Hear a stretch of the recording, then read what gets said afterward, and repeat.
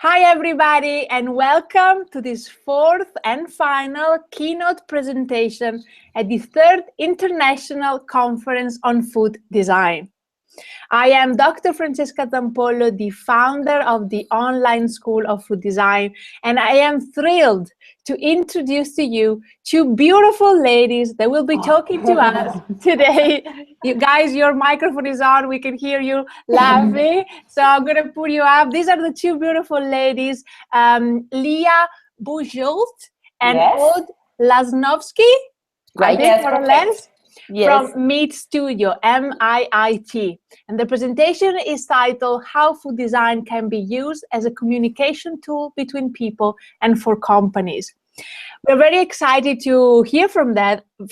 I'm very excited to hear from them. They are proper eating designers. I categorize them as eating designers. We're going to hear from them how they call themselves. But before I start, just a few usual things. Guys, if you're watching this from YouTube, come and join us at the conference website, onlineschooloffooddesign.org, where you'll be able to speak with the speakers talk with the speakers in the live chat room and interact with one another in the public chat room. You'll also be able to see the replays from yesterday's presentations and from today's keynotes, see the profile of every speaker, download the conference proceedings, but also visit the virtual food design exhibition, which is the first virtual food design exhibition. This is the first presentation, the first keynotes for this entire conference. So I want to remind you how excited I am about these, because these, where we are right now, is the first 100% free and 100% virtual and 100% live food design event. A real hub, a real place for food design people all over the world to come together and network. It's in fact brilliant to see in the chat room so many flags from so many countries. Leah and all, you'll be happy to see in the chat room there's people from the Netherlands, from Spain, Italy, Uruguay, Berlin, Poland. Yes. Maybe Aude. UK, Argentina, France. I don't know if it is you or somebody else from France. USA. Taiwan and Mexico. So that's fantastic to see. Guys, to all of you who are in the chat room, come and join us in the first chat room called Chat Live Talk. And remember also, if you haven't done it already, inside the chat room, click on the icon that looks like 3 lines. You'll be able to log in and give yourself a name. Otherwise, you are only guest 1, 2, 3, 4, and whatever. Also remember that you can chat privately with one another. Just clicking on the person icon. There's an icon that looks like 2 speech bubbles. So you're able to talk to one another in private.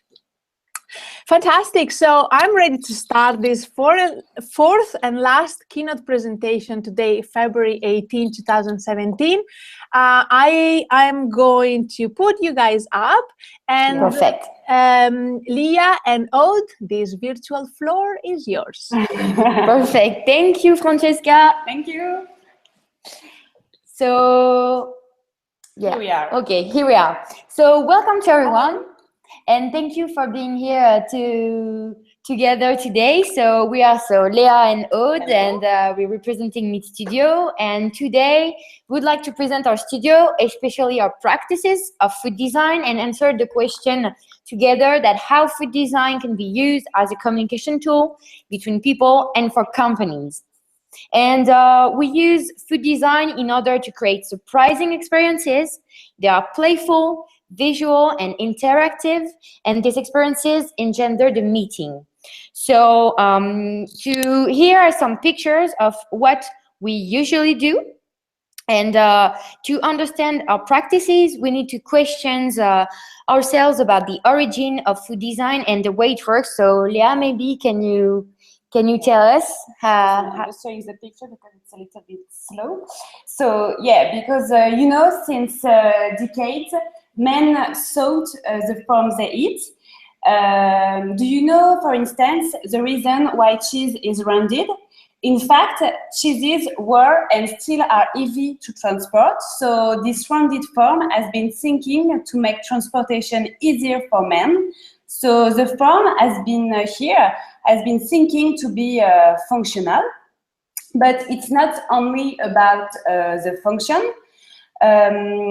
Food are also shaped regarding symbolic reasons. So we took an example in Western Alps, for instance, bread and butter are on the basis of food culture, and farmers, craftsmen engrave ornamental motifs in the wood to mark the butter according to an ancestral tradition. So each milk farm created their own butter to differ themselves from others and add their own mode appropriate to the exploitation. So we can say that it acted as a trademark and was recognizable by all. And this wooden object testify of a very codified, profane or religious symbolism. And last but not least, food are also shaped for hedonistic reasons, because the form of the object has to activate some pleasure through the texture, the touch, the taste. So it has like an irrational reason, and it touches emotional feelings. So actually, men had always been food designer, and so without knowing it, so maybe you don't know it, but you're a food designer as well.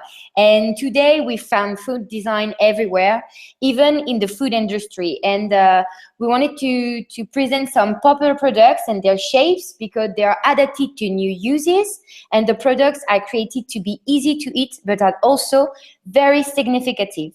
So one example, in France, we have a very famous biscuit called Petit Beurre, created in 1886. And actually, the creator wanted to create a biscuit of the everyday life. So his idea was to represent time that goes by to the biscuit shape. So, for example, you have the 4 corners that represent the 4 seasons. Then the biscuit is serrated with 52 teeth, and this makes a reference to the 52 weeks of the year. And it's also 7 centimeters long, has the number of days in a week. And to finish, you can observe you have 24 points on the biscuits. And this is a reference to the number of hours per day. So it really has a symbolistic product, and you made it very an everyday biscuit an everyday biscuit product. Another example, you have the Babybel, which is a French cheese made for kids, and it's covered with a red wax to protect the cheese. So it has the particularity to be easy to transport and to heat. So it's very functional, but also this red wax became a game for kids, and now they use it as Play-Doh. So it also has a very emotional effect function as well. Yes, thank you, Leah. And the last one, so you have a Toblerone. I don't know if you know it. It's a Swiss chocolate, and in fact, the triangle form refers to Switzerland mountains. But also this shape also made it the product easy to cut. So one more time, it's functional and very symbolistic. Yes, so food, but you have to know, but I'm sure you know it, food design is not only about the product itself, it's also about the act of eating. And so we have to, for instance, in the 60s, artists started by rethink codes, especially the way people eat. So for instance, in France, we have a French artist called Daniel Spoeri, who started to question the act of food, to stage it, to denormalize it in order to change the codes, and it's called the Eat Art. So, for instance, he created les tableaux pièces, sorry. So this is in English, it's called trapboard. So it's the picture that you can see on your screen. And as you can see, the artist stuck all the dishes and guest leftovers on the table. As you know, the act of food is commonplace, but by immortalizing it, it gives another interpretation of the eating moments and makes people be aware about their eating habits. So he also created happenings linked to eating moments. So we can say that maybe there was the first food experiences.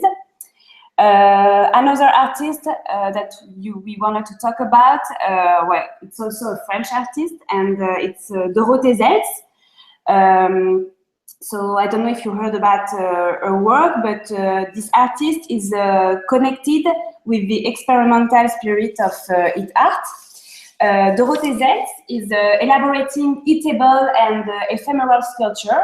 So she adapts her work regarding the place in which she exposes, the event to celebrate, and also, of course, the number of guests.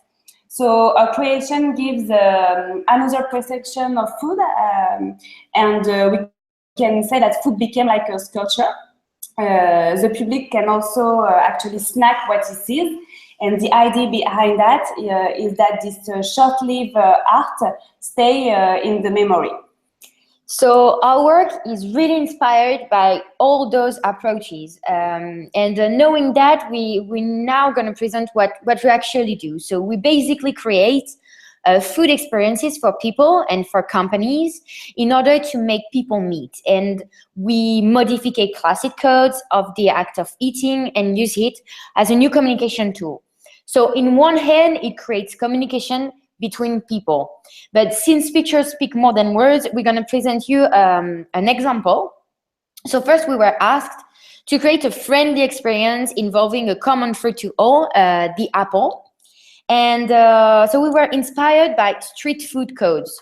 In Asia, for instance, street food is very popular and proposes a friendly and alive atmosphere. So we wanted to be to create street food apple version. So we invented the experience Ramène ta pomme, literally bring your apple in English, and which means come over in slang language. And the idea was to recreate a contemporary arcade in which people were going to pick their apple. So as you can see first on the picture, they pick their apple, and then they bring the apple to one animator. And this creates a first discussion between people. Then the animator are preparing the apple burger in front of people. And this creates some surprise, but also questionings on the way people are going their apple. They start speaking to each other about it. And so at the end, you had the apple burger made with dry ham and cheese. And I have to say that don't hesitate to try it at home because it's very delicious. Yes, so here is the picture, and we have another one also. Yes. So here, yeah. Okay, so now we are going to talk about another experiences that we made. We were asked to create a friendly experience involving another common fruit to all, the lemon. And we were inspired by usual practice at home to squeeze lemon. So I don't know if you do that, but if you don't have a lemon squeezer at home, you can actually use a fork to get lemon juice. So we created the experience Pressez-vous, literally squeeze yourself in English, and which means hurry up in French slang language. So we realized a citrus fruit roll. Yes, here is a picture. And it was very visual and astonishing, and people were wondering about the function of it. Actually, it was a lemonade workshop. So people could squeeze a fruit to prepare their own drink. And you know, when people do something by themselves, they tend starting to speak with others. So it was a very convivial moment. Yes, and a third example was it was a playful experience for a public exhibition.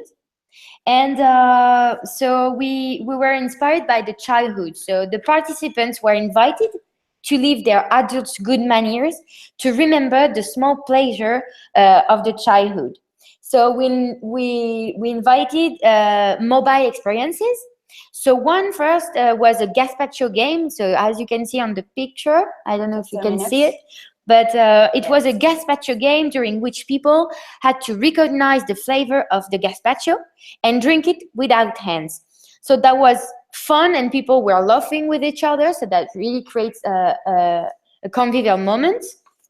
And another animation was the painting biscuit animation. So people took a biscuit and painted with eatable painting. So that was also really, really funny. I don't know if you can see it on the screen. Just a minute. And yes. And also there were another one where people could got some popcorns out of kids' swimming pool. So that was really funny as well. And another one was animator that gave meringue to people from an umbrella in reference to Mary Poppins. So it was a very funny moment, and people were playing as if they were kids. And so this created a special experiences and communication between people. Okay, so here are the swimming pools, as you can see on the screen. And now, yep. And the umbrella, maybe after. Yes, but it's okay. Sorry, it's a little slow. So maybe we keep going on. Yeah, perfect. So on the other end, we also use food experiences as a new communication tool for companies. So because do you know that during events, eating moments are those who remember the most. So indeed, it becomes an element of differentiation for companies. So with MiiT Studio, we tend to mark people through experiences, which gives the sense with the universe of the brand. So it's also a storytelling tool, and our goal is to extend the experience of the brand through our creation. So let's see an example of our project. One French cosmetic company came to us to create a special cocktail for the launch of new products. So we imagine food experiences relating to the cosmetic universe. Actually, for this event, we collaborate with the caterer. So the first experience, people could drink gazpachos directly in test tubes. Once finished, they could read cosmetic advices within them. Here, they could also find eatable creams presenting in cream tubes, and it refers to the end cream product of the brand. And guests could also put the eatable cream on biscuits. And the third experience, so to remind body oil samples, people could take pipettes of flavored oil to brighten up delicious bites. So here it is, the picture. Yes. And to finish, perfumes code were restyled because guests could spray their dessert with natural flavoring. So we can tell that it was a very sensorial experience. Yes, and also we wanted to show you another example. Sorry, it's a little slow with the pictures, but we're gonna explain. So it was actually for a cheese brand, and they asked us to create a special event for bloggers, and they were launching a new cheese and wanted to make guests discover the way of cooking the cheese. So we imagined some recipes. So as you can see on the picture, one was actually cheese lollipops, and people could flavor it with chutney and dry fruit. And actually, as you can see, the mountain shape was referring to the company's logo. There's another animation during that moment that was named the tartinomètre, and it was actually giant slices of bread that were presenting on wood boards, and people could create their own slice with different ingredients and choose the size, and the cheese at the end was grilled with a welding torch. So that creates a really a good moment between animators and bloggers, and they were starting to speaking to each other. So that was really convivial. And another one was the pizza MiiT, that was easy to prepare, fast to realize, and most of it very delicious. So as we present it, we try to amplify brand values, and those experiences create memory. And this exact memory that the event was different, significant, and consistent with the brand. So food has a natural social power. People get together to share meals, they creating memories, and food design really amplified those special moments. So maybe you didn't know it before, but now you know. It's a powerful communication tool. So thank you for your attention. Yeah.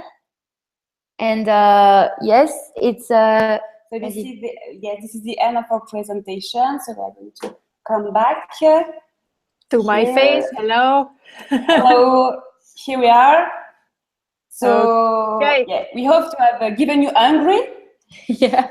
Yes, we are. It's dinner time for me. So personally, yes. Also for us. Yeah.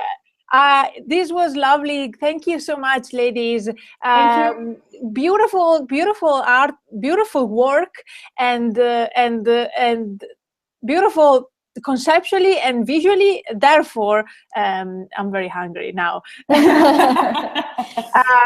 I wanted to ask you, I invite anybody to jump in the chat room and ask a question to this lovely ladies. I wanted to ask you, could you tell us something more about your perception or perspective on the connection between wanting to have food associated with an element of play and the importance of creating communication between probably users / customers or the companies, etc.? Well, because well, we work for companies, and in companies, sometimes it's big company, and people don't know each other. So it's important to create moments where people can meet and to how to say that. To come easy, the meeting, and thanks to the food, thanks to our experiments, our experience, sometimes, people, I'm sorry. No problem. Go for it. Actually, also, with the play, it's a reference to childhood. So in a way, everyone wants when you come back to play with each other, then you at this exact moment you create the meeting, and people want to talk about it, and people laugh. Actually, people laugh about it, and when you see people laugh, I think it's in a way you want to make them laugh about it and just have a nice moment. And I think it's a way to create this exact moment when you eat together. Also, you share times and share memories, and I think it's in a way how we wanted to transfer it for everyone, to spread it. I think. I don't know if no, that makes a lot of sense. Thank you so much. There is a question from Eric, who basically read my mind, and it was the next question that I wanted to ask you. Can you please tell us more on your creative approach? I would call it a creative process, maybe. Do you have a methodology? He asked. Well, it's difficult to talk about creation. Well, first of all, so we receive a brief. A briefing. Because from our clients, and then we have to get inspiration. But for us, inspiration is everywhere. It's in a museum, in everyday cooking manners, and everyday life, and then we imagine a little scenario. Scenarios. Scenario, yeah. So we make, we draw little sketches. I'm sure you saw some example, and yes, and after you have all, so we the sketches, and we make a document for our client, and so we have to convince our client that this is the good thing to do, and then you have all the after, because we have to organize, we have all the part where we are on the event, we have to talk with our caterer, with so you have also all that part that we have to work on it. Yes, there is also two things very important, that we really try to understand the people we are working with, to understand the brand, the values, the visions, to be consistent with them. And this is very important. And then we research, and we try to very be coherent. I don't know if it exists. And also, yes, we collaborate with a caterer. And this is a very interesting part of our work, because we test everything we imagine, and we test also if it's if we can do it actually yes, because sometimes we imagine things and we can't do it because it's just so it depends, but it's a really collaboration with the caterer, and this also make it very special. This is actually one of the other things that I wanted to ask. It's to me one of the most fascinating points, and I also would like for you to then turn your answer into suggestions, the answer to this question into suggestions. So both of you don't have a cooking background. No. Exactly. You ended up being eating designers. So can you tell us how your relationship is with those people who will provide the food, the caterers in your case? Do you choose always the same? Do you change? How do you choose your caterer? How do you work with them? How do you direct them, etc.? Do you take inspiration from them? Can they suggest recipes, or do they come from you, etc.? This is a very good question. So actually, we work. We have the same collaborators, but we are in France. We are in Lyon. This is a city called Lyon, and we also work a lot in Paris. So we have to find, the good people to work with in each city. So in Lyon, this is people that we were looking for caterer, and we have to find people very creative and that agree with our work, because most of the time, caterer are their own products, their own card. They always do the tempting, and we had to find people who were who accept to play the game with us. Play the game, exactly. Yes, I think it's and also we try to we're not closed. We really when there's someone new we can collaborate with, we just say okay, let's try it, and it's just and it's very interesting because also we have the idea, but sometimes the recipe, but sometimes the caterer is gonna say, oh, I have an idea, this could be really nice, this texture, this taste and stuff, and then this make it really the collaboration we're looking for, that it's not only our work, it's global work. Because the food is very, very important on our experiences, of course, so it has to be good, of course, it has to be tasty, because otherwise it doesn't work. So the collaboration is very, very important. That's fantastic. And do you hear it, everybody? Every young food designer or product designer, industrial designer, or architect who now wants to be an eating designer, do you hear it? It's easy. Just find the right caterer. So guys, have you find the right caterer for you, and are you always collaborating with the same one now? No, well, we like to, it depends on the event, because sometimes we do event like for very, how to say that, very chic, chic, I think, yes. I understand chic. I don't know if I understand it because I'm Italian or because it's English as well. Okay, and so we know that this category will be better for that kind of event.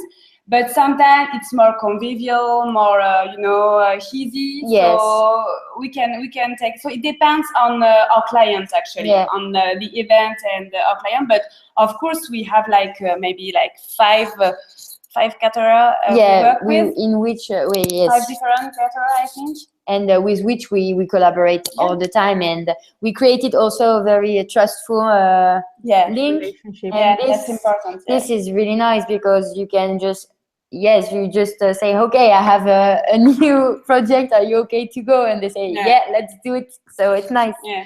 That's fantastic. It's so good that you're bringing so much energy and positivity into this field. And it's lovely to see how two young food designers are making it in this economy, if I can say so. You live in France. I've come from Italy, but lived also in other countries where, at the moment, it's not that easy for many of our generation and younger generation. That's true. So it's inspiring to see your work, guys. Thank you so much. We have another question for Norman, who I believe is writing from Berlin. Yes. Okay. In the time of fast food and more watching TV while eating, could you think of realizing a project at home? I think for people at home, I think. You mean like a food, I don't know, a product or something like that? I don't know. I think you're free to interpret it whatever way you want, unless Norman is going to specify. Maybe do you mean like for people? I mean, an experience at home for people? Since you're eating designer, I would guess that. Yes, I would guess more of an eating experience. Well, actually, we don't work for, how do you say that, for particular people? We individuals. Yeah. Yes. Thank you. Because it's not that because our clients are mainly companies, but it can be also museum or organization. But we don't really work for individuals. Because it's very complicated, and I don't know, maybe we were asked, for instance, like for wedding or something like that, but it's we already have a lot of work to do. which is good. We have another question from let's see.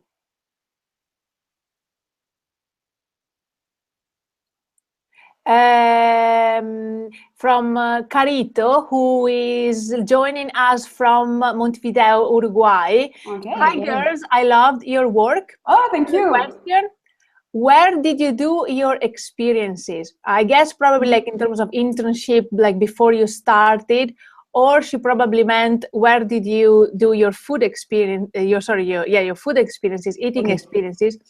So maybe in the company. It's in a place. I'm sure you have all that kind of place in all the country, but it's place that people rent for special events. So it can. So sometimes it's within the company, so at their office, and sometimes they rent a special place to make the experience even more related to what they want to do. So it depends. It could vary. But all the time it's not different. Our place, actually. It's not our place. We don't have a place like that. Definitely. We have another question from Antonella from Italy. Antonella Mignacca. I met Leah. We know her. Yeah. I met Leah and Gent. I'm not sure. Yeah.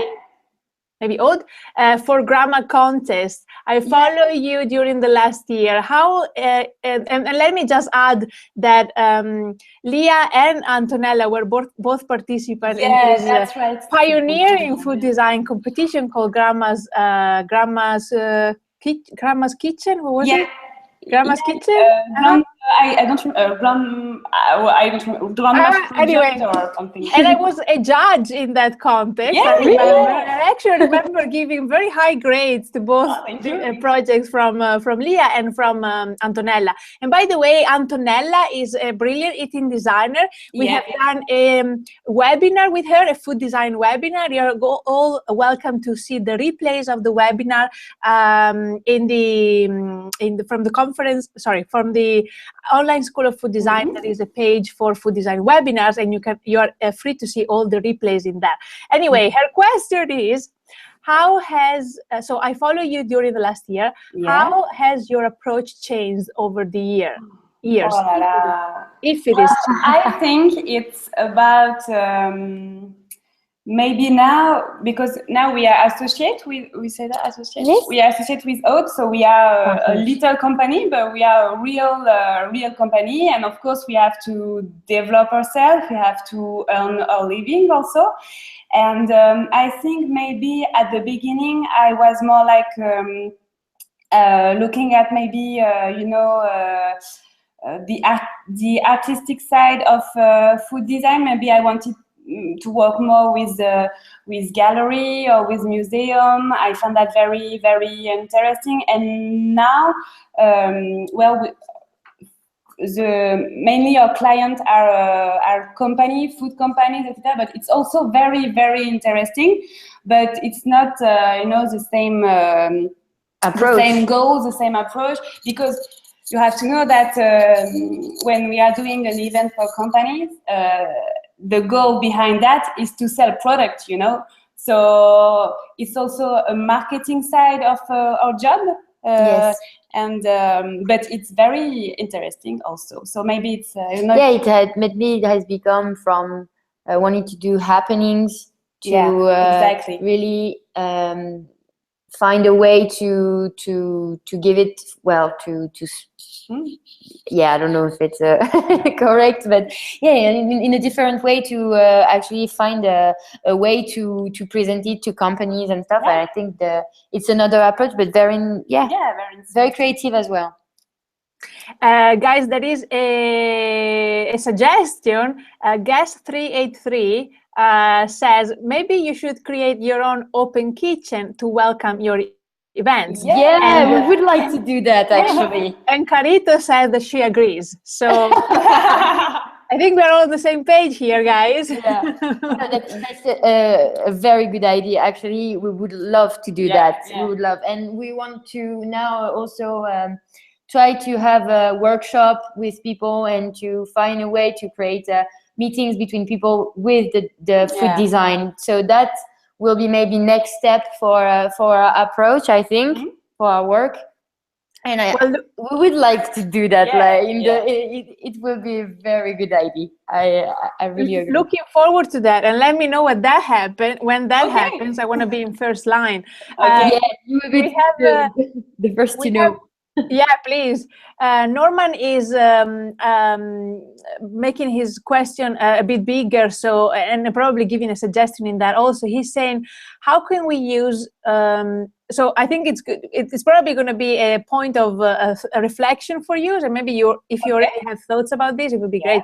How can we use the experience of food design to let the people at home start talking to each other again? Because I experienced that lots of people don't talk to each other anymore and instead eat and watch TV. That's very interesting. That's interesting. But it depends on. It's funny. Where does it come from? In which country is that? I think Norman is from Germany, but But we don't know. It's funny. We don't know if he is German. He might be just living in Germany. Because in France, I think it's the same thing in Italy. Of course, you have all the people in some family. Maybe people doesn't eat together anymore. But in France, it's very, very present. I think. Even if